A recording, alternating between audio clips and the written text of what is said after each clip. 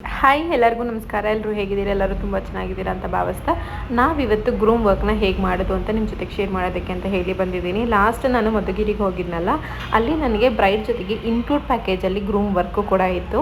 ಸಾಮಾನ್ಯವಾಗಿ ನಾನು ಯಾವಾಗಲೂ ಬ್ರೈಡ್ ಪ್ಯಾಕೇಜ್ ಜೊತೆಗೆ ವಿತ್ ಗ್ರೂಮ್ ವರ್ಕು ಕೂಡ ಕೊಡ್ತೀನಿ. ಏಕೆಂದರೆ ಒಂದು ಬ್ರೈಡಿಗೆ ಏನೇನೆಲ್ಲ ಅವಶ್ಯಕತೆ ಇರೋದು ಅದನ್ನು ನಾವು ಪ್ರೊವೈಡ್ ಮಾಡಲೇಬೇಕಾಗತ್ತೆ.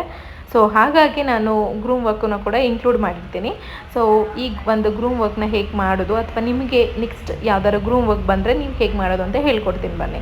ನಾನಿಲ್ಲಿ ಫಸ್ಟಿಗೆ ಮಾಯ್ಶ್ಚರೈಸರ್ನ ಅಪ್ಲೈ ಮಾಡ್ಕೊಂಡಿದ್ದೀನಿ. ಮಾಯ್ಶ್ಚರೈಸರ್ ಅಪ್ಲೈ ಮಾಡ್ಕೊಂಡು ಆದಮೇಲೆ ಟೋನರ್ನ ಅಪ್ಲೈ ಮಾಡ್ಕೊತಾ ಇದ್ದೀನಿ. ಸೊ ಟೋನರ್ ಆದಮೇಲೆ ನಾನು ಜಸ್ಟ್ ಕನ್ಸೀಲರಲ್ಲಿ ಮಾತ್ರ ಮೇಕ್ ಓವರ್ನ ಮಾಡ್ತಾ ಇದ್ದೀನಿ. ಯಾಕೆ ಅಂತಂದರೆ ಹೆವಿ ಫೌಂಡೇಶನ್ನ ಹಚ್ಚೋದ್ರಿಂದ ಜೆಂಟ್ಸಿಗೆ ಅಷ್ಟೊಂದು ಪರ್ಫೆಕ್ಟ್ ಅನಿಸಲ್ಲ, ಅಷ್ಟೊಂದು ಚೆನ್ನಾಗಿ ಕಾಣಿಸಲ್ಲ. ಹಾಗಾಗಿ ಜಸ್ಟ್ ಕನ್ಸೀಲರ್ನ ಸ್ವಲ್ಪ ಕ್ವಾಂಟಿಟಿನಲ್ಲಿ ಅಪ್ಲೈ ಮಾಡಿಕೊಂಡು ಅದು ಒಳ್ಳೆ ಬ್ಲೆಂಡ್ ಆಗೋ ರೀತಿ ಚೆನ್ನಾಗಿ ಕ್ಲೀನಾಗಿ ಬ್ಲೆಂಡ್ ಮಾಡ್ಕೋಬೇಕು. ಸೊ ಇದಾದ ಮೇಲೆ ನಾನು ಪೌಡರಿಂದ ಟ್ಯಾಪ್ ಮಾಡ್ಕೋತಾ ಇದ್ದೀನಿ. ಏನಾದರೂ ಮಾರ್ಕ್ಸು, ಏನಾದರೂ ಡಾರ್ಕ್ ಸರ್ಕಲ್ ಏನಾದರೂ ಇತ್ತು ಅಂತ ಅಂದರೆ ಕರೆಕ್ಟರ್ನ ಯೂಸ್ ಮಾಡಿ ನಾವು ಕರೆಕ್ಟ್ ಮಾಡ್ಕೋಬೋದು.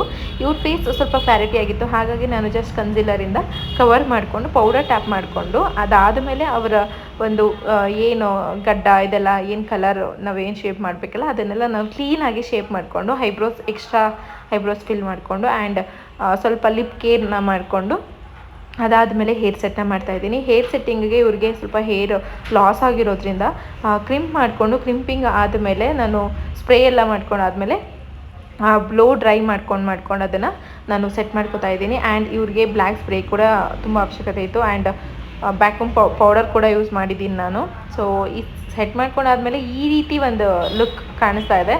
ಸೊ ನಿಮಗೆ ಲುಕ್ ವೈಸ್ ತುಂಬಾ ಚೆನ್ನಾಗಿದೆ. ಅಂದರೆ ಇವರಿಗೆ ತುಂಬ ಹೈಟ್ ಬೇಕಾಗಿರಲಿಲ್ಲ, ಫ್ಲಾಟೇ ಬೇಕಾಗಿತ್ತು, ಬಟ್ ಕವರೇಜ್ ಬೇಕಾಗಿತ್ತು, ಹೇರ್ ಕಂಪ್ಲೀಟ್ ಕವರೇಜ್ ಬೇಕಾಗಿತ್ತು. ಅದೇ ರೀತಿ ಅವ್ರಿಗೆ ಹೇಗೆ ಬೇಕೋ ನಾನು ಅದೇ ರೀತಿ ವರ್ಕ್ನ ಕಂಪ್ಲೀಟ್ ಮಾಡ್ಕೊಟ್ಟಿದ್ದೀನಿ.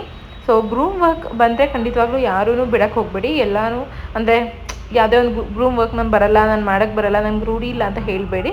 ಸೊ ನೀವೇ ಕಲಿತಾ ಹೋಗ್ತೀರಾ. ಒಂದು ಸಲ ಟ್ರೈ ಮಾಡಿ ನೋಡಿ. ಯಾರೆಲ್ಲ ಇದುವರೆಗೂ ಮಾಡಿದ್ದೀರಾ ಕಮೆಂಟ್ ಮಾಡಿ, ಅಥವಾ ಯಾರ್ಯಾರೆಲ್ಲ ಇನ್ನೂ ಅಟೆಂಡ್ ಮಾಡಿಲ್ಲ ಅವರು ಕೂಡ ಕಮೆಂಟ್ ಮಾಡಿ.